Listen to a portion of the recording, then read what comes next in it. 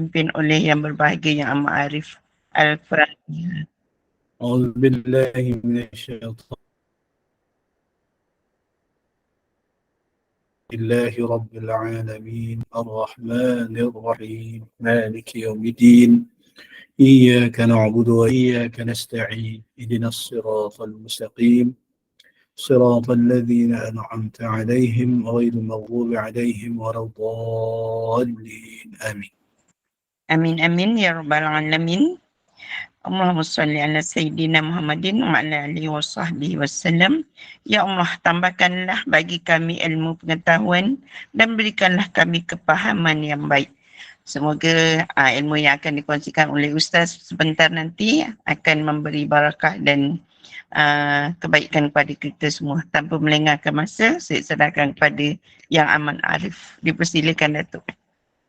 السلام عليكم ورحمة الله وبركاته. بسم الله الرحمن الرحيم. الحمد لله رب العالمين والصلاة والسلام على أشرف الأنبياء والمرسلين وعلى آله وصحبه أجمعين. سبحانك لا علم لنا إلا ما علمتنا إنك أنت العليم الحكيم ولا حول ولا قوة إلا بالله العلي العظيم ولا حول ولا قوة إلا بالله العلي العظيم ولا حول ولا قوة إلا بالله العلي العظيم. اللهم رب اشرح لي صدري ويسر لي أمري واحلل عقدة من لساني يفقه قولي. رب يسر ولا تعسر يا كريم رب يسر ولا تعسر يا كريم رب يسر ولا تعسر يا كريم. اللهم صل على سيدنا محمد وعلى آله وصحبه أجمعين. اللهم صل على سيدنا محمد وعلى آله وصحبه أجمعين. اللهم صل على سيدنا محمد وعلى آله وصحبه أجمعين. أما بعد. Terima kasih kepada pengacara majlis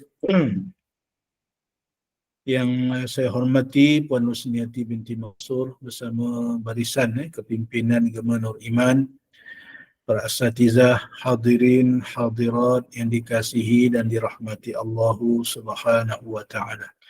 Syukur alhamdulillah setinggi-tinggi kesyukuran kita rafakkan kepada Allah Subhanahu wa taala yang telah memberi taufik dan inayahnya, memberi kesempatan kepada kita untuk bersama-sama pada malam ini dalam satu majlis ilmu. Mudah-mudahan Allah Subhanahu wa taala memberkati dan merahmati kita semua, mengampunkan dosa-dosa kita insya-Allah. Amin ya rabbal alamin.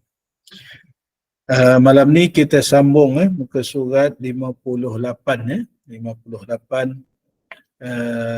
kitab Syarh Matan Umul Barahin terbitan Jabatan Mufti Negeri Sembilan. Muka surat 58 yang ada buku, paragraf yang kedua kita ulang sikit di situ dan insya-Allah kita terus sambung. Qala al-musannif rahimahullahu ta'ala wa nafa'ana bihi wa bi'ulumihi fid darain amin. Sambungan sifat buta sifat buta yang mustahil bagi Allah Subhanahu wa taala lawan bagi sifat basar sifat basar lawannya sifat ama al-ama yakni buta. Sifat yang seerti dengan buta adalah melihat dengan bantuan biji mata dan kelopak mata, atau tidak dapat melihat jika terlalu gelap, atau bergantung kepada jarak untuk mengenal pasti sesuatu yang dilihat. Ini kita dah baca pada minggu lepasnya. Termasuk dalam sifat buta itu iaitu ketidaksempurnaan. Yang sempurna itu hanya Allah Subhanahu wa taala. Sifat basar yang sempurna bagi Allah Subhanahu wa taala yang maha melihat tanpa perantaraan, yang maha melihat segala yang nyata, yang maha melihat segala yang tersembunyi, yang maha melihat di mana-mana saja pun makhluk berada. Ini sifat kesempurnaan Allah Subhanahu wa ta'ala. Sebab itu bila lawan sifat basar itu al-ama, sifat buta yang mustahil bagi Allah Subhanahu wa ta'ala, bukan saja buta tak nampak. Yang sama erti dengan buta pun iaitu ketidaksempurnaan tadi ni. Sebab apa tak sempurna? Sebab kita makhluk melihat dengan bantuan biji mata. Ya, dengan bantuan cermin mata, ya, dengan bantuan kanta, dengan bantuan teropong, ya, kalau nak tengok jauh lah, ya. Jika dahulu ni sewaktu saya jadi ketua hakim syar'i di Negeri Sembilan, tiap-tiap tahun ni melihat anak bulan, ya, anak bulan Ramadan, anak bulan Syawal dan juga anak bulan Zulhijjah. 3 tahun, 3 kali setahun lah yang wajibnya. Ya. Jadi melihat itu pun oleh kerana jaraknya terlalu jauh. Ya. Dan anak bulan tu pun sekejap saja muncul. Ya. Lebih-lebih pun dalam tak sampai setengah jam, ya, jika dia muncul lah. Ya. Dia memang muncul tapi kita yang tak nampak. Sebab apa? Penglihatan pun tak sempurna, ya. Melihat pula dengan bantuan teleskop, ya. Jadi melihat dengan bantuan ni tak kira lah cermin mata ke, dengan bantuan biji mata, kelopak mata, dengan kanta, dengan sebagainya, dan macam-macam alat yang canggih, ya. Maka itu menunjukkan termasuk dalam sifat al-ama ataupun sifat buta, ya, yang tak sempurna, ya, kita makhluk ni.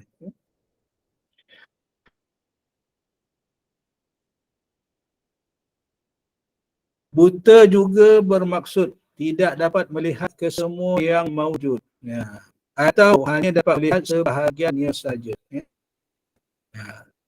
Hal ini kerana jika penglihatannya cuma bergantung dengan sebahagian yang maujud dan tidak dengan sebahagian yang lain, nescaya dia memerlukan kepada penciptanya. Sekaligus keadaan ini pasti akan membawa kepada Allah Azza wa Jalla yang bersifat dengan hudus, baharu, ya, baharu ada. Sedangkan mustahil bagi Allah bersifat dengan sifat hudus, ya. Paragraf ketiga tu, buta juga bermaksud tidak dapat melihat kesemua yang maujud atau hanya dapat melihat sebahagiannya saja. Ini kita lah, ya. Yang maujud ataupun yang wujud dalam dunia ni hanya sebahagian kecil saja yang kita nampak. Sebahagian lagi kita tak nampak. Sebab apa kita tak nampak? Sebab mata kita, pandangan mata kita terhad. Terhad jaraknya, terhad waktu dalam keadaan cerah, terhad waktu ada cahaya. Ya? Kalau tak ada cahaya, kita pun tak dapat lihat. Semuanya terhad. Ya? Hal ini kerana jika penglihatan Allah Subhanahu wa ta'ala cuma bergantung dengan sebahagian yang maujud dan tidak dengan sebahagian lain, nescaya dia memerlukan kepada pencipta. Ini hukum akal lah. Jika Allah Subhanahu wa ta'ala Allahu Akbar, Allahu Akbar.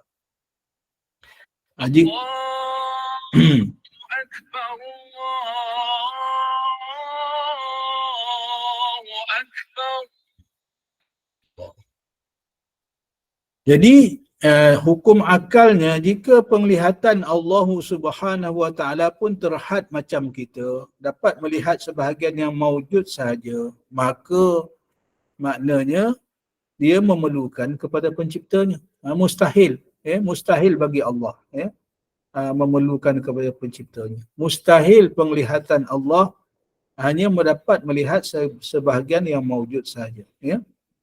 Ini di segi hukum akal. Sekaligus keadaan ini pasti akan membawa kepada Allah bersifat dengan sifat hudus, sifat baru.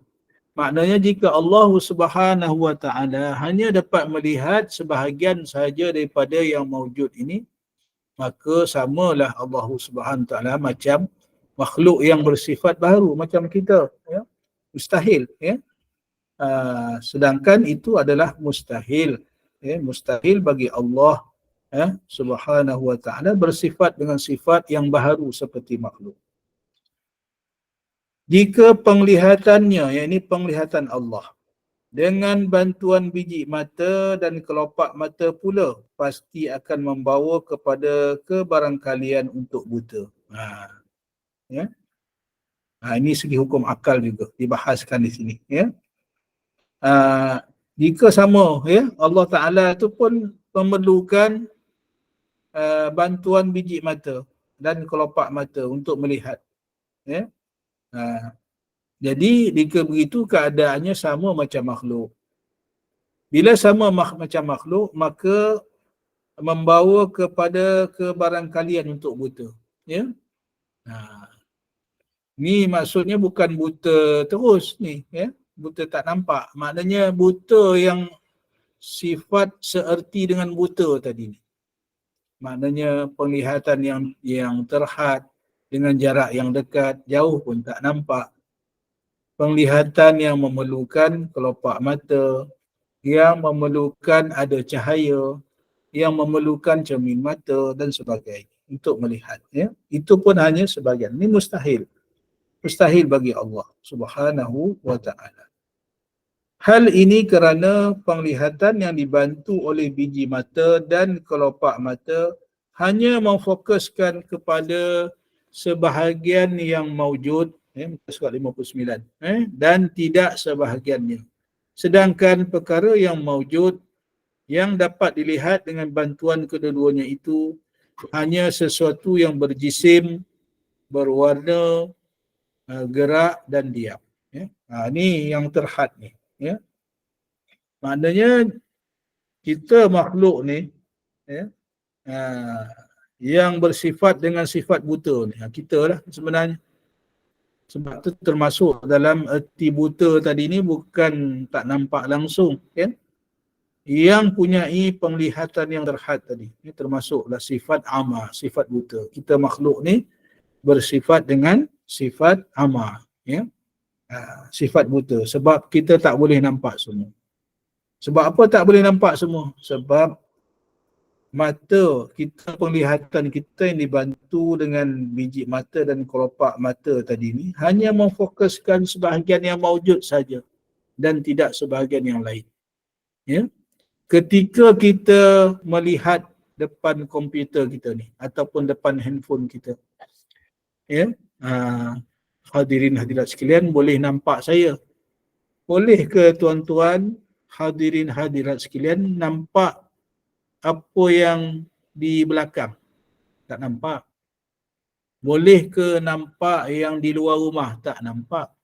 Bolehkah nampak yang ada di dalam bilik? Ya, siapa yang duduk di luar bilik lah. Pun tak nampak juga. Ya. Sebab terhad tadi. Sebab kita, mata kita ni terfokus kepada sebahagian sahaja. Yang terhad, yang kita nampak. Yang berdekatan dengan kita. Ya. Yang maujud. Ya. Yang dapat dilihat dengan bantuan kedua-duanya tadi. Bantuan mata dan juga kelopak mata. Ya. Hanya sesuatu yang berjisim saja. Ya. Yang berjisim. Yang berjisim, berbentuk lah. Ya. Pepejal yang berbentuk. Ya. Adanya. Itu pun jisim tu pun yang berjirim. Jika jirim yang latif, kita tak nampak. Macam angin, kita tak nampak. Walaupun dia jirim. Ya.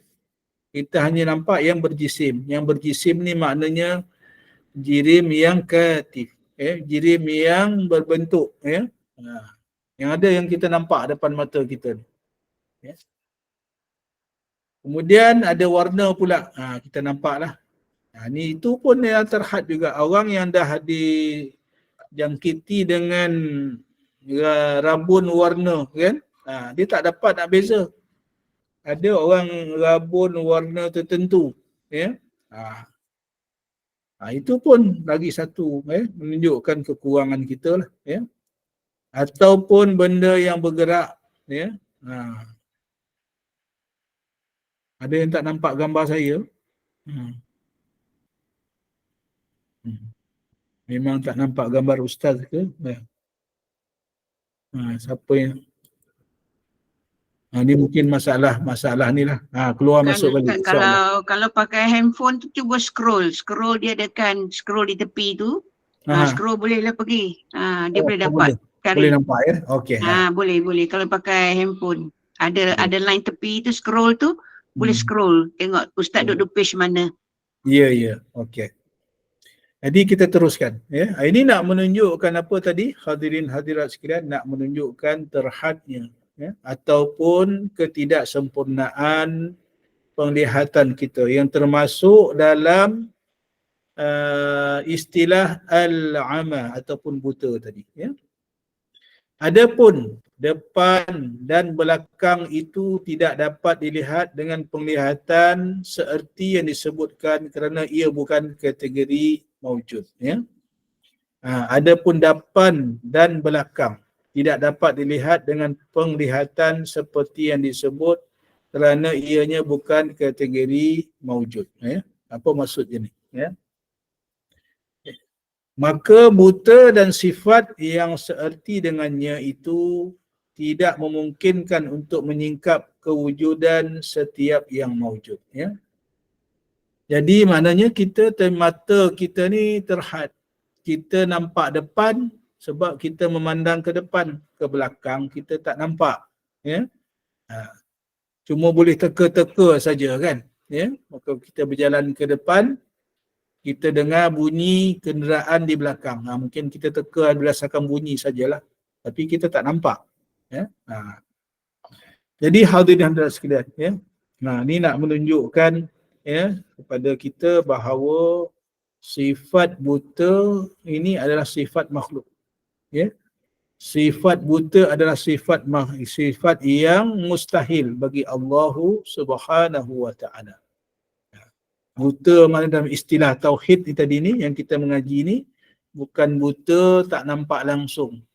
Maknanya nak menyatakan pada kita buta yang dimaksudkan di sini adalah penglihatan yang terhad, ya. Yang sangat terhad, ya. Kesimpulan sebelum kita masuk tajuk yang baru, ya. Berdasarkan penyataan di atas, dapat disimpulkan bahawa sifat al-ama, iaitu buta, dan apa jua makna yang seerti dengannya adalah satu sifat yang mustahil ke atas Allah Azza wa Jalla berdasarkan hujah, dan dalil yang kukuh, yang kita sebut tadi, maknanya dalil akal yang kita telah bincang tadi, ya. Sesiapa sahaja yang mensabitkan sifat al-ama ataupun buta dan apa jua istilah yang seerti dengannya bagi Allah Azza wa Jalla sudah pasti dihukumkan terkeluar daripada Islam, ya. Wal'iyazbillah, ya. Ni bukan kita lah ni, ya. Siapa yang mengatakan bahawa Allah boleh pula dalam keadaan tertentu Allah Ta'ala tak nampak, ya. Tak nampak sesuatu, ya. Ni hukumnya terkeluar daripada Islam, ya. Wal'iyyazubillah, ya. Jadi kita ni lah, ya, kita berhati-hati lah, ya. Berhati-hati dan juga kita ambil faham yang sebenarnya. Saya ingat sebelum ni saya pun dah kongsi bagaimana cerita seorang tuan guru, ya, memberi anak muridnya seorang sebilah pisau dan juga seekor ayam, ya. Disebabkan cemburunya, ya, murid-murid ini kepada salah seorang anak murid yang kononnya paling disayang oleh tuan guru, ya. Jadi tuan guru ni bagi pisau dan juga seekor ayam. Arahan tuan guru ni pergi sembelih kat tempat yang orang tak nampak, ya.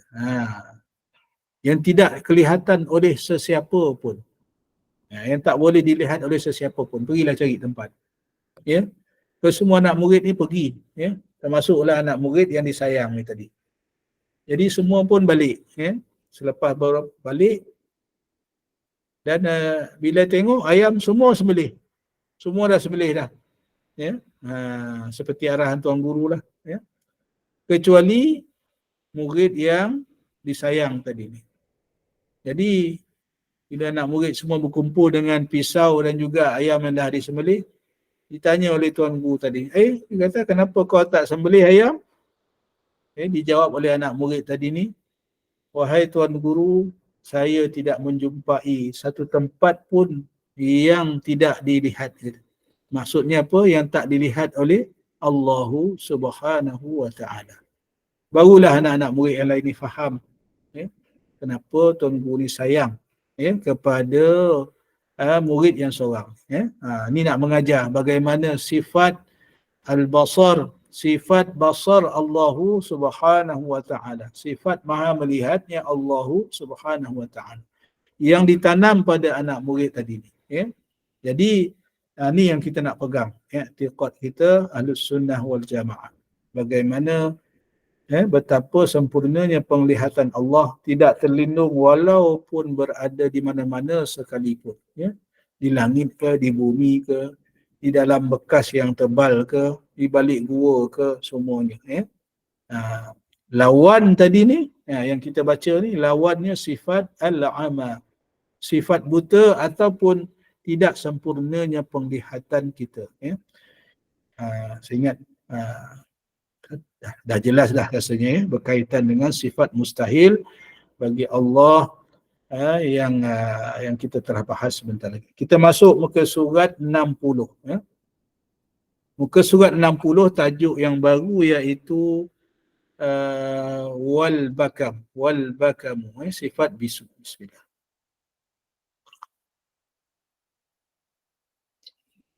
Ni sifat yang terakhir lah. Lawan bagi sifat sifat-sifat ma'ani, lawan bagi sifat kalam, berkata-kata. Qala al-musannif rahimahullahu ta'ala wa nafa'ana bihi bi'ulumihi fid darain. Wal bakamu, waw tu pun sama juga, wawul ataf yang diatafkan ataupun disambungkan ataupun dikaitkan dengan ayat yang sebelum ini. Wa kadzalika yastahilu alaihi ta'ala, dan begitu juga mustahil atas Allah Ta'ala bersifat dengan al-bakamu. Dia sepatutnya ayatnya begitu. Cuma dalam kitab ni direngkaskan dengan wawul ataf, wal bakamu, ringkas saja. Sepatutnya wa yastahilu, dia begitu, wa yastahilu alaihi ta'ala al-bakamu, wa kadza yastahilu alaihi ta'ala al-bakamu. Sepatutnya ayat penuhnya begitu. Ini siapa yang mengaji bahasa Arab dia nampaklah. Tak apalah saya sebutkan sedikit, mudah-mudahan jadi pengetahuan am. Apa maksudnya? Dan begitu juga mustahil atas Allah Azza wa Jalla bersifat dengan sifat bisu. Kita tengok syarah dia, keterangan. Lawan sifat wajib bagi Allah Azza wa Jalla yang ke-13, iaitu al-kalam. Maha berkata-kata Allah Azza wa Jalla ialah al-bakam, ataupun bisu.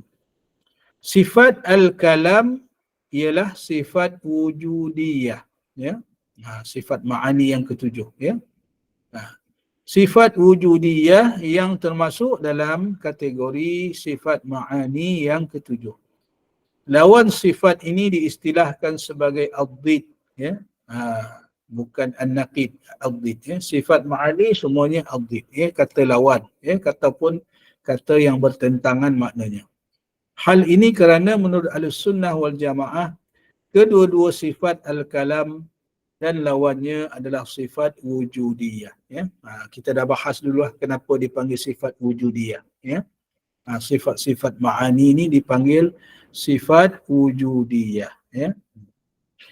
Al-Imam As-Sanusi. Kita teruskan syarah yang paragraf yang seterusnya. Al-Imam As-Sanusi menjelaskan bahawa lawan bagi sifat berkata-kata adalah bisu. Al-Bakamu ni bisu. Ya. Bisu merujuk kepada satu sifat yang tidak mampu untuk mengkhabarkan tentang sesuatu. Ianya bersifat wujudi di sisi ahli sunnah wal jamaah berbanding ahli falsafah yang berpendapat bahawa bisu itu merupakan sifat adami ataupun tidak wujud. Ini perbezaan istilah dan juga pandangan ya. Kita i'tiqad Ahlussunnah wal Jamaah ni kita berpegang semua sifat-sifat ma'ani yang 7 ni, kudrat, iradat, ilmu, hayat, sama, basar, kalam ya. 7 sifat ma'ani ni semuanya sifat wujudiyah, wujudiyah ya.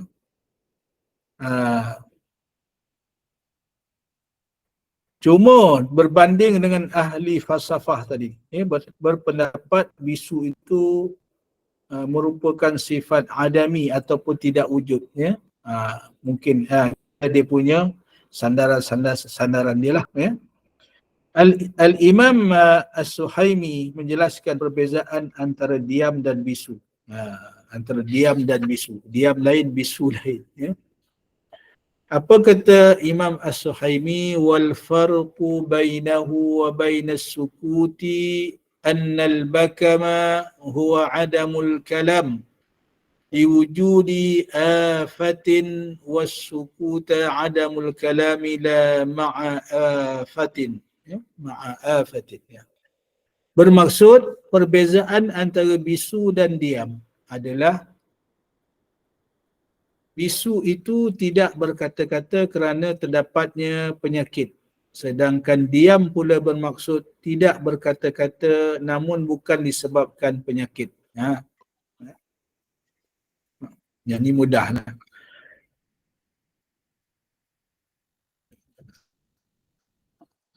Apa sebab Imam Suhaimi mendatangkan ibarah ni, mendatangkan ayat ni? Perbezaan antara bisu dan diam. Ya? Bisu dan diam. Bisu, kata Imam Suhaimi, tidak berkata-kata kerana terdapat penyakit. Ya? Maknanya orang bisu, ya? Orang bisu tak boleh bercakap, tu penyakit lah.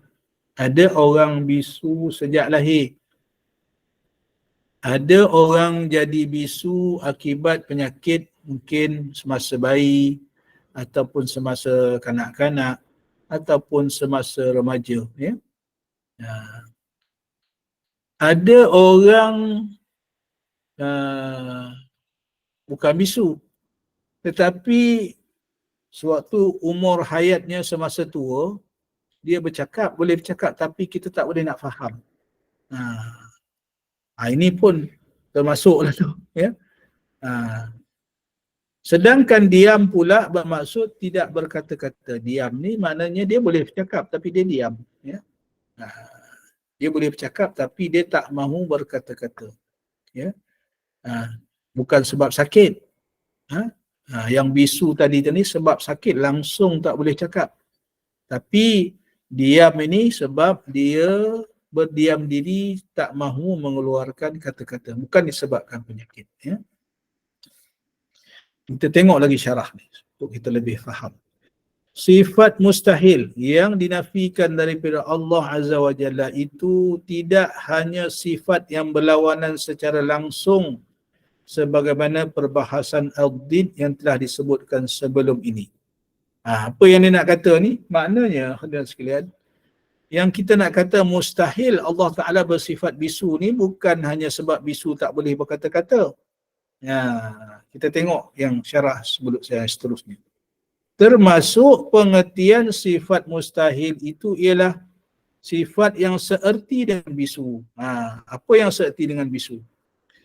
Hal ini seperti bercakap dengan berhuruf, berbahasa, tersusun kalimat-kalimatnya dan bersuara. Kita mengaji sifat kalam tu macam mana dulu? Maha berkata-katanya Allah Subhanahu wa taala ini, ya, kalamullah, ya, kalam yang keluar, ya, kalam Allah Subhanahu wa taala ini kalam yang kita panggil kalam nafsi, ya. Kalam Allah Subhanahu wa taala yang qadim, yang tiada huruf, yang tiada suara, ya. Kita makhluk bercakap dengan huruf, dengan ada suara.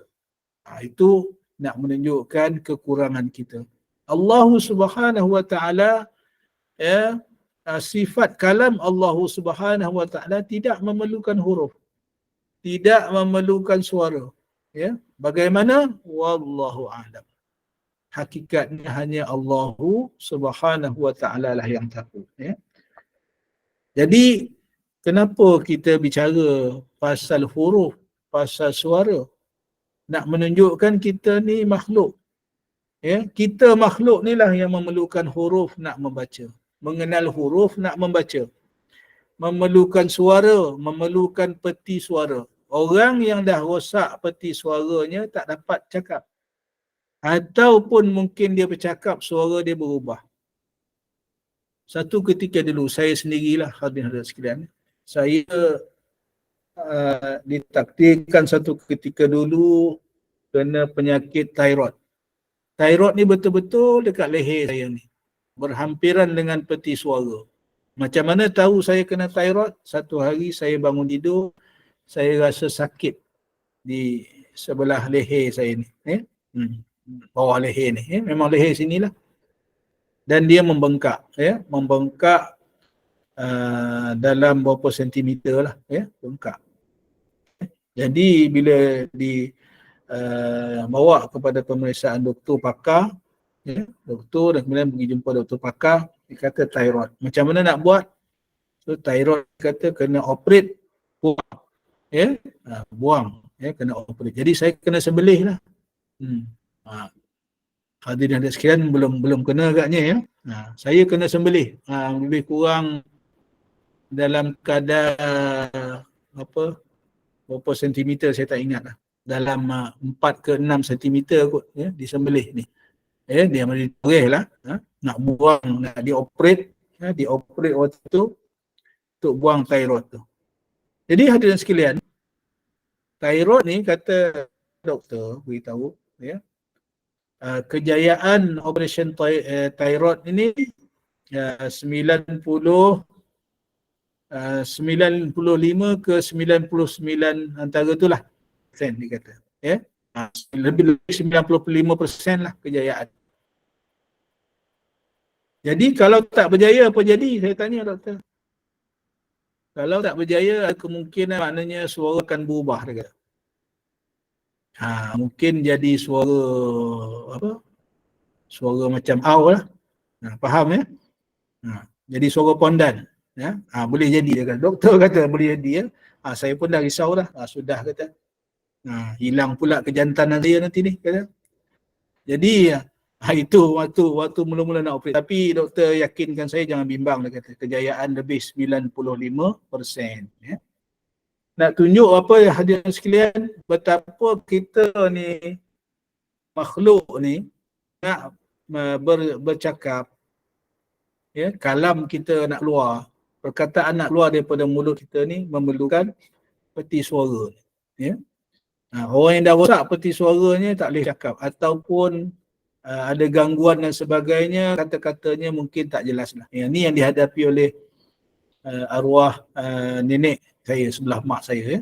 Di hujung usianya Allah Ta'ala takdirkan dia boleh cakap tapi kita tak faham, ya. Mungkin suara dia dah rosak, ya. Kita tak faham di hujung hayatnya, ya. Saya hilang thyroid selepas amalkan makan apa ni, ya.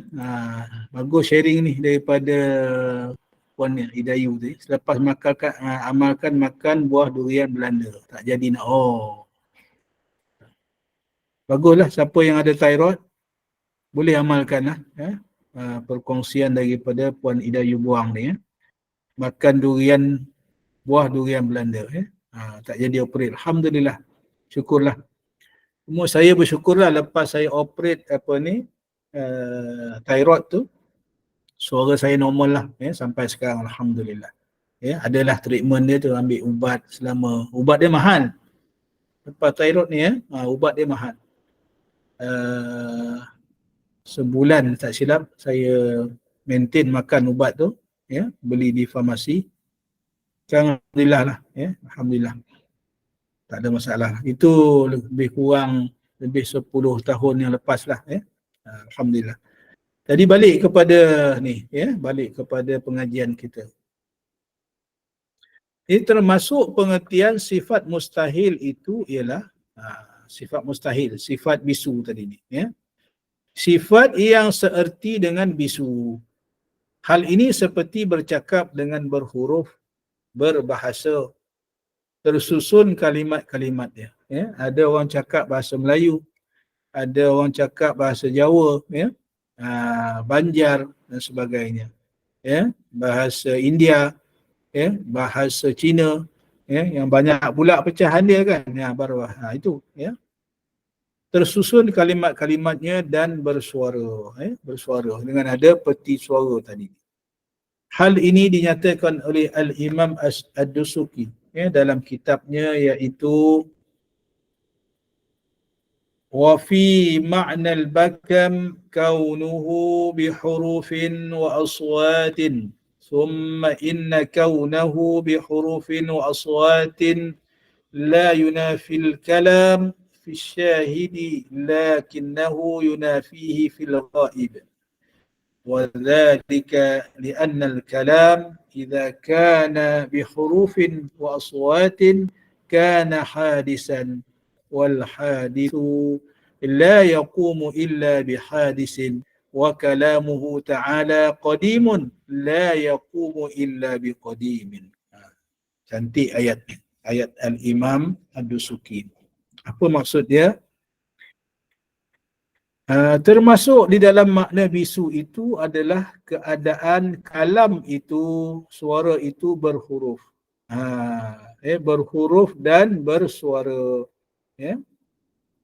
Kemudian keadaan kalam yang berhuruf dan bersuara itu tidak menafikan kalam pada asyahid, yang berlafaz dan bersuara, maksudnya. Tetapi menafikan kalam al-ghaib, tidak berlafaz dan tidak bersuara. Bagi orang diam tadi, dia tak lafaz, tak bersuara, diam. Hal ini kerana sifat kalam apabila berhuruf dan bersuara, maka jadilah ia satu sifat yang baharu. Sedangkan sifat yang baharu itu tidak berlaku melainkan kepada yang baharu juga. Maknanya tadi, kalam yang ada huruf, ada suara, sebagaimana saya tengah bercakap ni, ada huruf, ada suara. Adalah satu sifat yang baharu. Yang baharu, kita makhluk yang baharu, yang dicipta. Sedangkan sifat yang baharu itu tidak berlaku melainkan kepada yang baharu. Maknanya sifat kalam, sifat berkata-katanya makhluk tadi ni, manusia macam kita ni, berlaku kepada yang baharu juga. Kita yang dilahirkan dan kita makhluk yang diciptakan. Kalamullah itu bersifat qidam. Kalamullah itu bersifat qidam. Maha berkata-katanya Allah Subhanahu wa ta'ala itu bersifat qidam. Dan tidak berlaku melainkan pada zat yang qadim. Saya dah cerita dah dulu. Semua sifat-sifat yang kita mengaji ni, semuanya adalah qadim. Qadim. Apa maksud qadim? Tiada permulaan, lagi baqa, tiada kesudahan. Itu kita kena pegang. Nanti ada pula orang membayangkan, jadi maha berkata-katanya Allah Subhanahu wa ta'ala ni macam mana? Wallahu a'lam. Wallahu a'lam jawabnya. Tak dapat kita membayangkan. Maha berkata-katanya Allah Subhanahu wa ta'ala. Jadi bila kita mengaji sifat kalam dulu, ya, kalam itu dipecah 4, ya. Yang yang apa? Yang mustahak kita faham saya dah jelaskan dulu, iaitu kalam nafsi dan juga kalam lafzi. Kalam nafsi iaitu kalam Allah yang tiada berhuruf, tiada bersuara. Tak macam kita perlukan huruf, perlukan suara. Perlukan peti suara, perlukan mulut nak bercakap. Ini kita kalam hamba, makhluk, sifat kalam Allah Subhanahu Wa Taala tu kita bagi sekurang-kurangnya 2 perkara, iaitu kalam nafsi yang tiada huruf, tiada bersuara. Dan yang kedua kalam lafzi. Kalam lafzi ini yang ditajallikan oleh Allah Subhanahu Wa Taala, iaitu kalamullah yang qadim, asalnya pergi kepada Al-Quran. Al-Quran yang diturunkan kepada Nabi kita melalui malaikat Jibril, yang diturunkan secara beransur-ansur, kepada Nabi kita, yang dilafazkan, ditajallikan oleh malaikat Jibril mengajar Nabi daripada Iqra bismi rabbikal ladzi khalaq. Itu kalam lafzi, kalam lafzi, yang apa ni, kalam lafzi ni jika makna asalnya daripada Allah Subhanahu Wa Taala itu adalah kalam yang qadim, tetapi yang telah ditajallikan, yang diajar kepada Nabi, kemudian yang telah dituliskan dalam bentuk mushaf, itu bukan qadim, itu bukan qadim, itu kita kena faham, ini saya dah terangkan dulu, pada hadirin hadirat sekalian, Jadi mustahil lah, kalam Allah ini yang bersifat qidam ni, kalam Allah itu bersifat qidam, tidak berlaku melainkan pada zat yang qadim. Kalamullah yang tiada berhuruf, tiada bersuara tadi ni, macam mana hakikatnya hanya Allah Subhanahu Wa Taala yang tahu. Jadi kita pun dah bicara, dah sentuh dah bagaimana Nabi Musa bermunajat, di Bukit Tursina, berbicara dengan Allah Subhanahu Wa Taala. Bagaimana Nabi kita, Nabi Muhammad sallallahu alaihi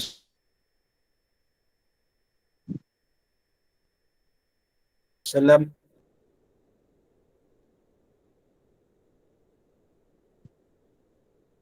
langit yang ketujuh, naik ke Sidratul Muntaha, naik ke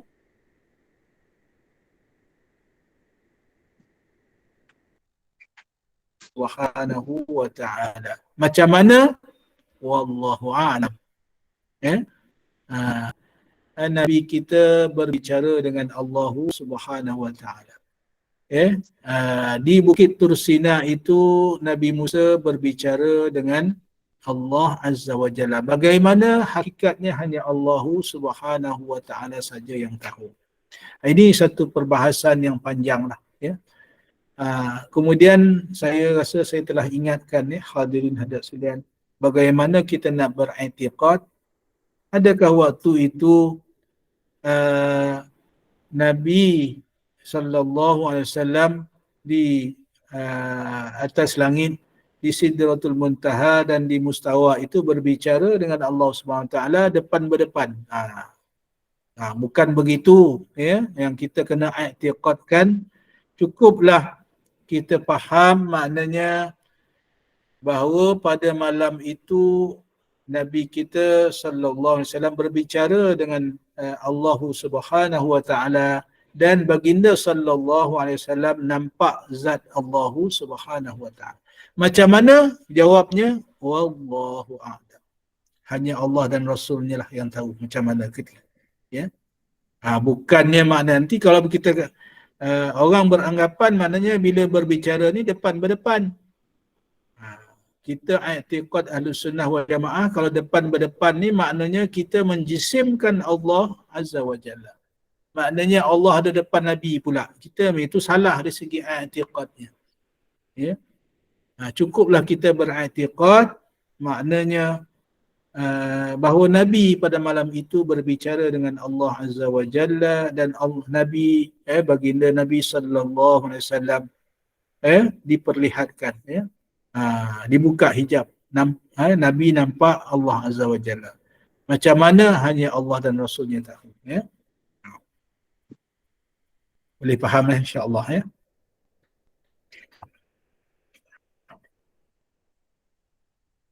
Jadi hadirin sekalian, yang mustahak kita faham di sini, maknanya mendengarnya makhluk macam kita ini, itulah arti al-bakam tadi ni. Sebab pendengar kalam kita ni, percakapan kita tadi ni, yang bisu tadi ni, seerti dengan bisu tadi ni, al-bakamu, sebab tidak sempurnanya kita, sebab kita bercakap memerlukan huruf, memerlukan suara. Sehat peti suara kita, bolehlah kita bercakap. Itu pun kadang-kadang ada masa suara kita serak, batuk dan sebagainya, hilang suara sebab banyak sangat menjerit, hilang suara sebab banyak makan durian, contohnya lah. Hilang suara sebab demam sesama,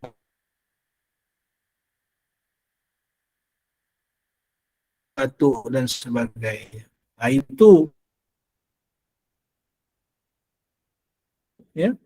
tapi masuk dalam sifat-sifat ketidaksempurnaan tadi.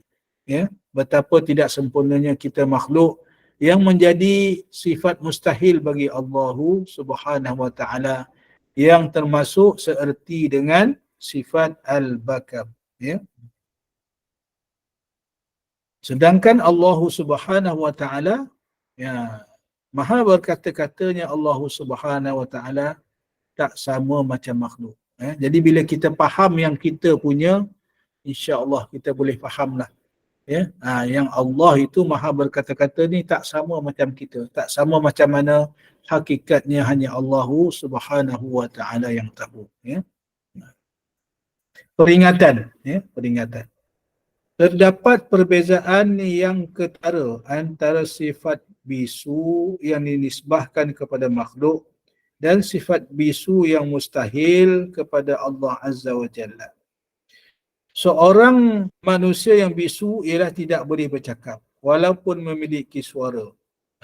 Sedangkan sifat bisu yang mustahil bagi Allah Azza wa Jalla bererti dia tidak berkata-kata atau berkata-kata dengan lafaz suara, bahasa dan berkata-kata yang ada pada makhluk. Ini mustahil. Ini yang dimaksud. Sifat bisu yang mustahil. Mustahil bagi Allah Azza wa Jalla berkata-kata dengan lafaz, dengan suara, ada bahasa, dan apa jua ciri berkata-kata yang ada pada makhluk. Sama ada manusia, kalam suara yang keluar daripada kita ni, ataupun daripada haiwan. Jadi itu bukan, itu mustahil bagi Allah Azza wa Jalla. Mustahil bagi Allah Azza wa Jalla berkata-kata semacam kita lah, yang memerlukan suara, memerlukan bahasa. Macam kita manusia ni bercakap pelbagai bahasa kan. Ada cakap Melayu, ada cakap Hindustan, ada cakap Arab, ada cakap Inggeris, bercakap. Allah Ta'ala tak perlukan semua tu. Jadi itu mustahil bagi Allah Azza wa Jalla. Yang kita ni pun, itu pun dah menunjukkan betapa kekayaan, betapa maha kayanya Allah Subhanahu wa Ta'ala menjadikan kita pelbagai bangsa, disebut dalam surah Al-Hujurat. Inna khalaqnakum min zakarin wa untha wa syu'uban wa qabaila lita'arafu. Ya. Laki dan perempuan bersuku-suku, berbangsa-bangsa, ya, untuk kita saling kenal mengenal, ya. Menunjukkan kebesaran Allah Azza wa Jalla. Jadi hadirin hadirat sekalian, ya, balik kepada sifat mustahil tadi ni, ya. Sifat bisu yang mustahil bagi Allah Azza wa Jalla bererti dia tidak berkata-kata atau berkata-kata dengan lafaz, ya. Maknanya mustahil Allah Ta'ala mustahil Allah Ta'ala tak berkata-kata, ya, sebab sifat kalam nak menunjukkan bahawa Allah Subhanahu wa Ta'ala itu maha berkata-kata, ya. Cumanya kita tak bolehlah bayangkan bagaimana Allah Subhanahu wa Ta'ala itu berkata-kata macam kita manusia. Salah kita. Kena pegang ni, etikot betul-betul. Macam mana Allah Ta'ala berkata-kata? Saya dah sebut tadi, hakikatnya hanya Allah Subhanahu wa Ta'ala lah yang tahu, ya.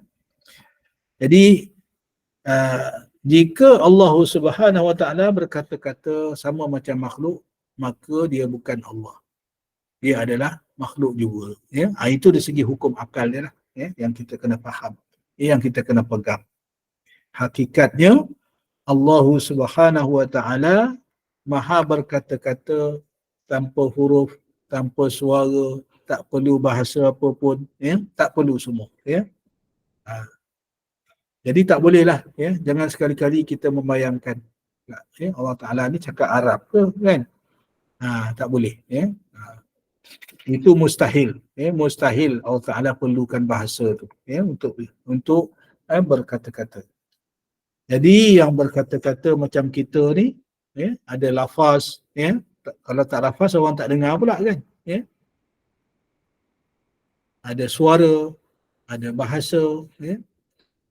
Dan apa jua ciri-ciri berkata-kata yang ada pada makhluk. Ini mustahil bagi Allah Subhanahu wa Ta'ala.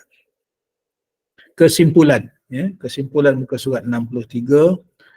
Berdasarkan penyataan di atas dapat disimpulkan bahawa sifat al-bakam ataupun bisu dan apa jua makna yang seerti dengannya adalah satu sifat yang mustahil ke atas Allah Azza wa Jalla. Berdasarkan hujjah dan dalil yang kukuh, sesiapa sahaja yang mensabitkan sifat al-bakam atau bisu dan apa jua istilah yang seerti dengannya bagi Allah Azza wa Jalla sudah pasti dihukumkan terkeluar daripada Islam. Wal'iyyazubillah. Jadi hadirin sekalian, ya, dengan kesimpulan itu saya ingat selesailah kita bicarakan sifat al-bakam, sifat mustahil, mustahil bagi Allah Azza wa Jalla bersifat dengan sifat bisu ataupun yang seerti dengannya, ya.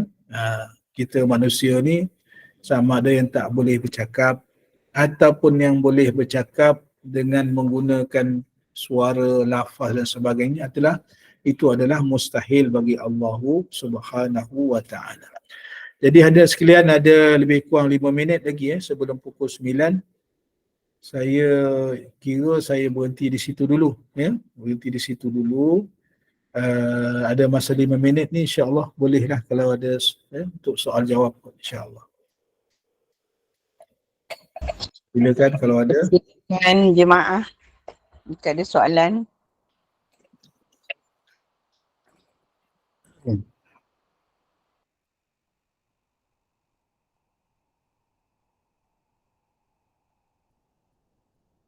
Ada soalan? Tak ada. Kalau tak ada ni saya anggap semua faham lah, ya. Ni tajuk ni pun mudah, insya-Allah.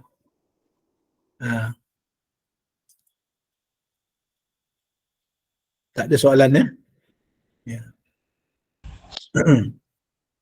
Kita tutup Datuk, Ya, kalau tak ada soalan, saya ingat saya minta berhenti di sini dulu lah, ya. Boleh Datuk. Jadi yang baik itu daripada Allah Subhanahu wa Ta'ala. Segala kelemahan dan kekurangan itu daripada diri saya sendiri, saya mohon maaf. Saya serah baliklah, ya. InsyaAllah kita jumpa Hari Ahad ada ya? Ahad. Insya Datuk. Allah ada, Datuk. Ya, Ahad apa ni kuliah ni undang belum insya-Allah ya. Ya. Jadi dengan itu saya serah baliklah kepada pengacara. Baik, Datuk. Terima kasih, Datuk. Terima kasih semua jemaah kerana terus sudi berada dalam kuliah Agama Nur Iman, dan tadi kita telah berkongsi dengan Ustaz untuk dua sifat mustahil Allah Ta'ala. Syukur Alhamdulillah. InsyaAllah kita akan bersama Datuk lagi untuk hari Ahad bagi untuk Tauhid. Kita akan bertemu dengan Datuk lagi untuk pada hari yang sama minggu hadapan, insya-Allah. Bagi menutup majlis ini, saya serahkan kepada Datuk untuk bacaan surah Al-As dan tasbih kafarah, dan kita akan bersama dalam kuliah Isyak 9 suku sebentar lagi. Dipersilakan, Datuk. Bismillahirrahmanirrahim. Alhamdulillahirabbil alamin wassalatu wassalamu ala asyrafil anbiya'i wal mursalin wa ala alihi wa sahbihi ajma'in. اللهم افتح علينا فتوح العارفين وارزقنا فهم النبيين بجاه خاتم الأنبياء والمرسلين. اللهم فقهنا في الدين وعلمنا التأويل واهدنا صراطك المستقيم. اللهم ربنا زدنا علما وارزقنا فهما. ربنا زدنا علما وارزقنا فهما. ربنا زدنا علما وارزقنا فهما. ربنا آتنا في الدنيا حسنة وفي الآخرة حسنة وقنا عذاب النار وقنا عذاب النار. ربنا وصلى الله على سيدنا محمد. بسم الله الرحمن الرحيم. سبحانك اللهم وبحمدك أشهد أن لا إله إلا أنت أستغفرك وأتوب إليك.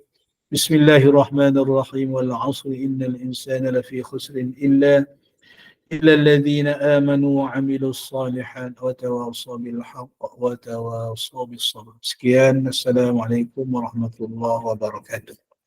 Waalaikumsalam.